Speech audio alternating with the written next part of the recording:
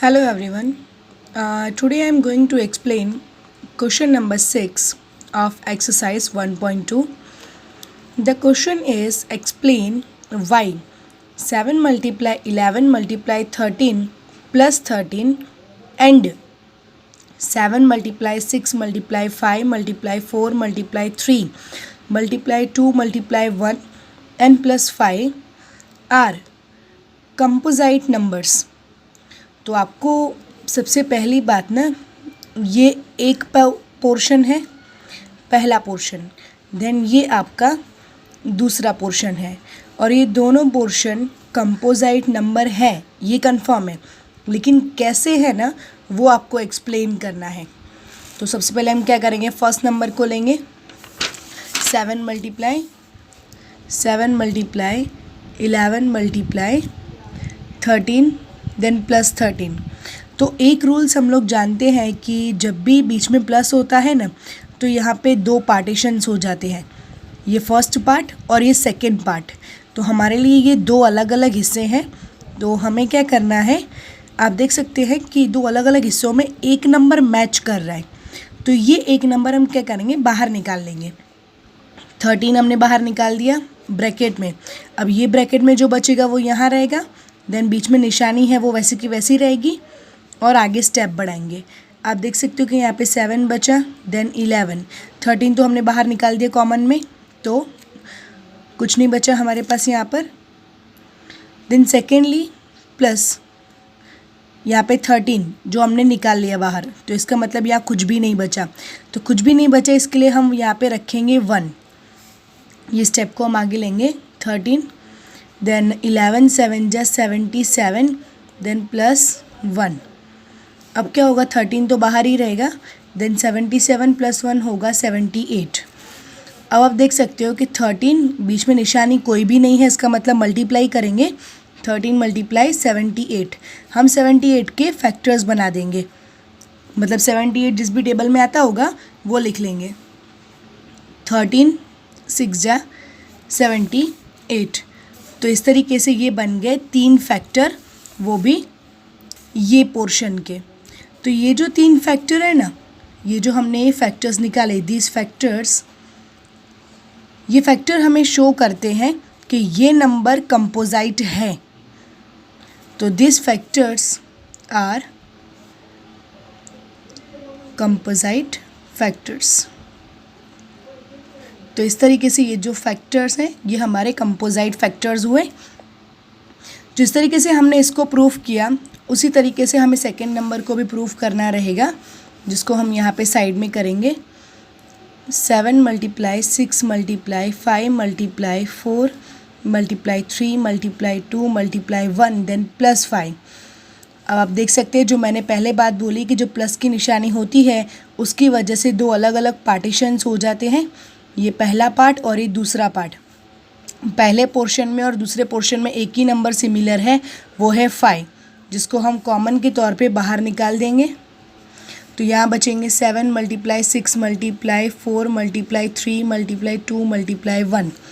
Then यहाँ पे कुछ भी नहीं बचेगा, इसीलिए हम रखेंगे 1। 5 अपनी जगह पे, हम अंदर बारी बारी से इनका मल्टीप्लाई कर लेंगे। 7 6 जा 42, 4 3 जा 12, देन 2 1 जा 2 ही रहेगा तो उसको 2 ही लिखेंगे, देन प्लस 1। अब इन तीनों का बारी बारी से मल्टीप्लाई करेंगे हम। 42, 12 2 जा 24, देन प्लस 1। अब ये दो नंबर्स का हमें मल्टीप्लाई करना है, 42 एंड 24। तो 4 2 जा 8, 4 4 जा 16, 2 का 0, 2 2 जा 4, 2 4 जा 8, 8 6 एंड 4 10, 8 9 एंड 10। ब्रैकेट के बाहर 5, ब्रैकेट के अंदर 1008 प्लस 1। अब आप क्या करेंगे, 5 का मल्टीप्लाई ये 1008 से भी हो जाएगा, बिकॉज ब्रैकेट के बाहर तो मल्टीप्लाई होगा। 5 8 जा 40, 5 का मल्टीप्लाई 0 से करेंगे तो जो 5 का मल्टीप्लाई 0 से करेंगे तो आंसर तो 0 ही रहेगा, लेकिन ये जो 4 है वो नीचे आ जाएगा। 5 का मल्टीप्लाई 0 से 0, 5 1 जा 5, 5040 देन प्लस 1। तो आप 5041 लिख सकते हो। और अब उसके बाद क्या करना रहेगा, हम ये नंबर के फैक्टर्स भी ढूंढ सकते हैं। और वो फैक्टर ढूंढने के बाद हमें ये पता चलेगा कि ये जो हमारा पूरा क्वेश्चन है वो क्या है, कंपोजिट फैक्टर है। तो इतना करने के बाद ये तो हमने फाइनली इसका आंसर ला दिया। एक्चुअल में हमें क्या करना था, जब हम यहाँ पर थे तब हमें इसके फैक्टर्स ढूंढने हैं, तो जिसकी मदद से हमें कुछ पर्टिकुलर फैक्टर मिले, लाइक आगे वाले सम्स की तरह, इस तरीके से। तो इस तरीके से हमें इसके कुछ फैक्टर्स भी ढूंढने पड़ेंगे।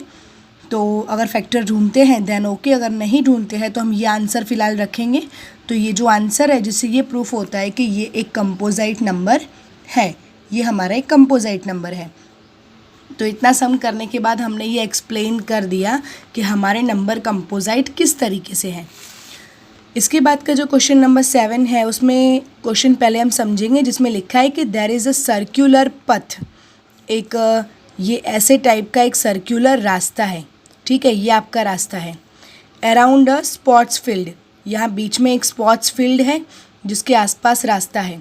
Sonia takes 18 minute to drive 1 round of the field. जो सोनिया है उसको 18 मिनट लगते हैं इसके आसपास एक राउंड लेने में, और हालांकि दूसरा पर्सन है रवि, जिसको लगते हैं 12 मिनट सेम राउंड कंप्लीट करने में। अब आप सपोज़ करो कि वो दोनों ने स्टार्ट किया होगा सेम टाइम पर और सेम जगह से, and go in the same direction, और साथ में सही एक जैसे डायरेक्शन में वो लोग जा रहे हैं। After how many minutes will they meet again at the starting point. तो कितने समय के बाद वो दोनों वापस वही जगह पे मिलेंगे जहाँ से उन्होंने शुरुआत की थी। हम सपोज़ करते हैं कि उन्होंने शुरुआत यहाँ से की हो, तो वो दोनों राउंड लगाने के लिए पूरा यहाँ से चले गए और यहाँ पे आएंगे ना, तो वो क्या टाइम होगा, वो टाइम आपको ढूंढना है, कितने मिनट बाद वो आएंगे। तो वो टाइम ढूंढने के लिए अब मैं पहले आपको बता दूं कि ये लेसन में मेजरली आपने HCF एंड LCM ही सीखे हैं। तो ये जो इतना बड़ा राउंड लग रहा है तो इसमें HCF तो हो ही नहीं सकता, इसमें हम फाइंड आउट करेंगे LCM। ये टाइम ढूंढने के लिए हमें LCM ढूंढना है। तो हमारे मेजरली 2 नंबर्स कौन से हैं, तो सोनिया जिसको 18 मिनट लगे, देन रवि जिसको 12 मिनट लगे। इन 2 नंबर का हम लोग LCM फाइंड आउट करेंगे, जिससे हमारा सम इजी रहेगा 18 एंड 12। 18 एंड 12, हालांकि हम इन दोनों को साथ में भी कर सकते थे, बट हम फिलहाल अलग अलग करेंगे। इवन नंबर 2 का टेबल, 2 9 जा 18, ऑड नंबर 3 का टेबल, 3 3 जा 9, एंड देन लास्ट 3 1 जा 3। इवन नंबर 2 का टेबल, 2 6 जा 12, अगेन इवन नंबर 2 का टेबल, 2 3 जा 6, देन लास्ट 3 1 जा 3। तो हमारा 18 का आंसर आता है 2 × 3 × 3, देन 12 का आंसर आता है 2 × 2 × 3। तो अभी आप देख सकते हो कि ये 18 का आंसर है एंड देन ये 12 का आंसर है। तो LCM का रूल सबको पता है। आप देख सकते हो यहाँ पे 2 1 टाइम है एंड 3 2 टाइम है, यहाँ पे 2 2 टाइम है एंड 3 1 टाइम है। दोनों में कॉमन 2 है, लेकिन बड़ा 2 किसके पास है, इसके पास है, तो हम ये वाला 2 लेंगे। देन 3 भी दोनों के पास है, लेकिन बड़ा वाला 3 इसके पास है, तो वो हम लेंगे। 2 का स्क्वायर 4, 3 का स्क्वायर 9, 9 4 जा 36। 36 मिनट के बाद वो लोग ये जगह पर वापस मिलेंगे जहाँ से उन्होंने शुरुआत की थी, दोनों ने साथ में मिलकर। इस तरीके से हमारा क्वेश्चन 7 कंप्लीट होता है और हमारी एक्सरसाइज 1.2 भी कंप्लीट होती है। अब हम लोग समझने जा रहे हैं एक्सरसाइज नंबर 1.3, जिसके अंदर पहला क्वेश्चन, एक्चुअली फर्स्ट क्वेश्चन जो है उसके फॉर्मेट के अकॉर्डिंग हम चलेंगे, लेकिन सिखाने के लिए मैंने यहाँ पे क्वेश्चन 2 से स्टार्ट किया हुआ है, जिसका क्वेश्चन है कि प्रूव दैट 3 + 2√5 इज़ इर्रेशनल। कि 3 + 2√5 ये जो क्वेश्चन है वो इर्रेशनल है, वो आपको प्रूव करना है। तो सबसे पहले वो नंबर को आप सपोज़ करोगे कि वो रैशनल है, आपको ये सपोज़ करना है इज़ रैशनल, ये नंबर एक रैशनल नंबर है, ऐसा आपको सपोज़ करना है। इर्रेशनल है वो तो लास्ट में हम साबित करेंगे। आप देख सकते हैं कि 3 + 2√5 हमारा क्वेश्चन है। हम यहाँ पे A/B ऐसा नंबर यहाँ पे सपोज़ करेंगे, और कंपलसरी जितने भी इर्रेशनल के प्रूफ करने वाले समझाएंगे उन सब में आप इसी को सपोज़ करेंगे, ये चीज़ आपको याद रखनी है और ध्यान में रखनी है कि जब भी आपको इर्रेशनल नंबर साबित करना है तब आप यही नंबर को इज इक्वल में लेंगे। अब आप क्या करेंगे, सबसे पहले आप देख सकते हैं कि यहाँ पे 2 स्टेप में नंबर है, 3 है एंड 2√5 है। तो हमेशा ये नंबर पहले अपनी जगह चेंज करेगा बिकॉज ये अलग पोर्शन में है। तो 2√5 अपनी जगह पे, देन a एंड b भी अपनी जगह पे, ये नंबर यहाँ आएगा तो ये हो जाएगा माइनस बिकॉज ये प्लस था। अभी दूसरी बात, यहाँ पे एक और नंबर जुड़ा हुआ है 5 के साथ। हमें रूट वाले नंबर को कुछ भी नहीं करना, वो जैसा है जहाँ है वो वहीं रहेगा, तभी वो इर्रेशनल प्रूफ हो पाएगा। इसलिए रैशनल जो रूट वाला नंबर है उसको आप कुछ नहीं करोगे, लेकिन उसके आसपास जितने भी नंबर हैं उनकी आप जगह चेंज कर दोगे कंपलसरी।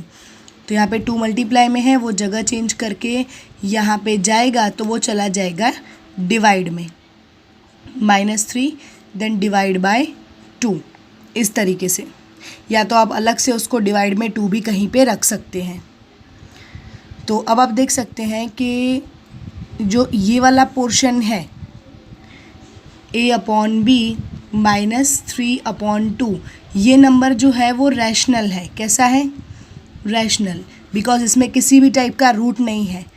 बट आप लिखोगे कि √5 इज़ इर्रेशनल, इस तरीके से आप प्रूफ करोगे कि ये नंबर इर्रेशनल है।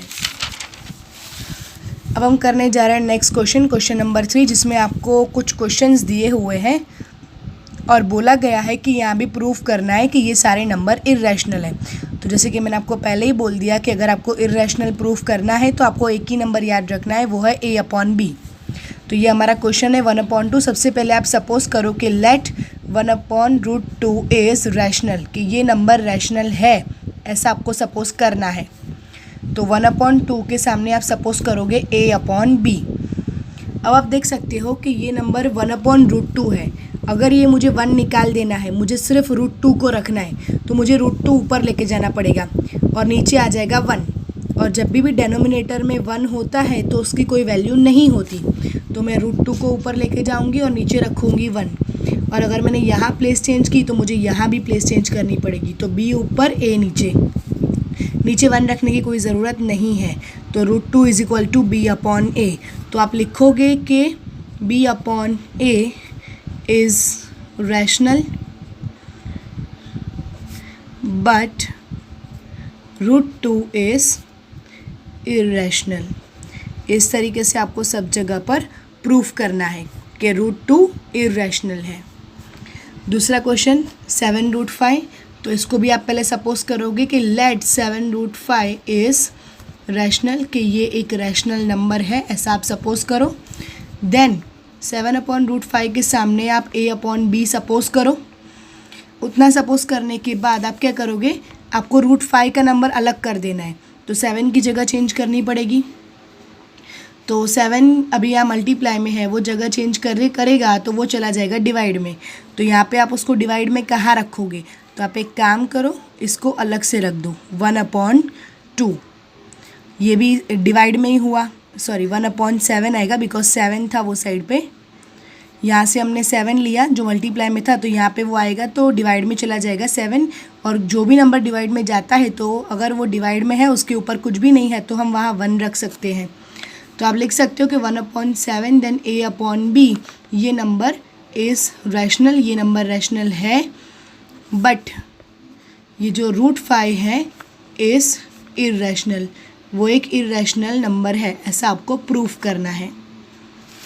नेक्स्ट हमारा क्वेश्चन है 6 + √2। तो आप इसमें भी यही करोगे, पहले आप सपोज करोगे लेट 6 + √2 इज़ रैशनल नंबर, ये एक रैशनल नंबर है, ऐसा हम सपोज करेंगे। देन 6 + √2 के सामने a/b सपोज कर देंगे। अब हम क्या करेंगे, हमें √2 को अलग कर देना है, तो हम 6 की जगह चेंज कर देंगे। तो 6 जो है वो प्लस है, जगह चेंज करके आएगा तो वो हो जाएगा माइनस। तो अब क्या लिखोगे कि a/b -6 इज़ रैशनल, ये नंबर तो रैशनल है, बट जो √2 है इज़ इर्रेशनल।